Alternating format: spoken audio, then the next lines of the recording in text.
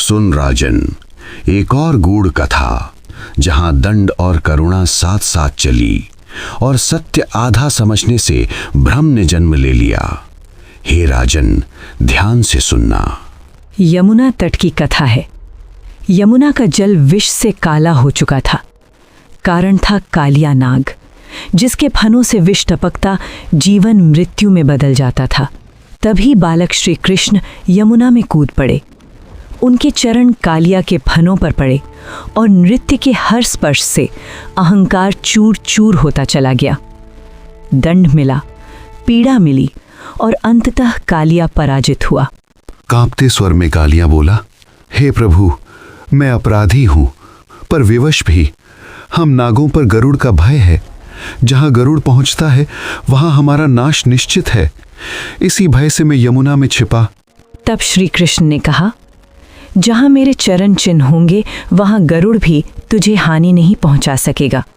अब तू यमुना छोड़ समुद्र को चला जा। कालिया चला गया, यमुना शुद्ध हुई। पर समय के साथ लोगों ने ये कहना शुरू कर दिया कि कृष्ण ने शेषनाग को श्राप दिया। हे राजन, अब बताओ, जिसने विष फैलाया उसे दंड भी मिला और संरक्षण भी, पर जो कथा कालिया की थी उसे लोगों ने शेषनाग से जोड़ दिया। तो बताओ, अधिक दोषी कौन है?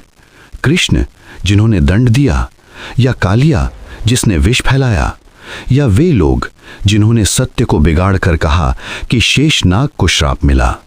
यदि उत्तर जानकर भी उत्तर ना दोगे तो तुम्हारा सिर 2 टुकड़ों में फट जाएगा। कथा समाप्त कर बेताल ने प्रश्न किया, सुन बेताल, कृष्ण दोषी नहीं थे। उन्होंने अधर्म को दंड दिया और दंड के बाद भी करुणा का द्वार बंद नहीं किया। यही धर्म है, जहां न्याय कठोर हो पर हृदय पत्थर न बने। कालिया अपराधी था, पर उसने अपने अपराध को स्वीकारा, दंड भोगा, अहंकार त्यागा और प्रायश्चित की राह चुनी। पर सबसे बड़ा अपराधी वो नहीं जो गलती करे। सबसे बड़ा अपराधी वो है जो सत्य को तोड़ मरोड़ कर अपना ही भ्रम पूजने लगे। अधूरी कथा को पूर्ण सत्य बनाना, शेषनाग को श्रापित कहना ज्ञान नहीं, अज्ञान की घोषणा है।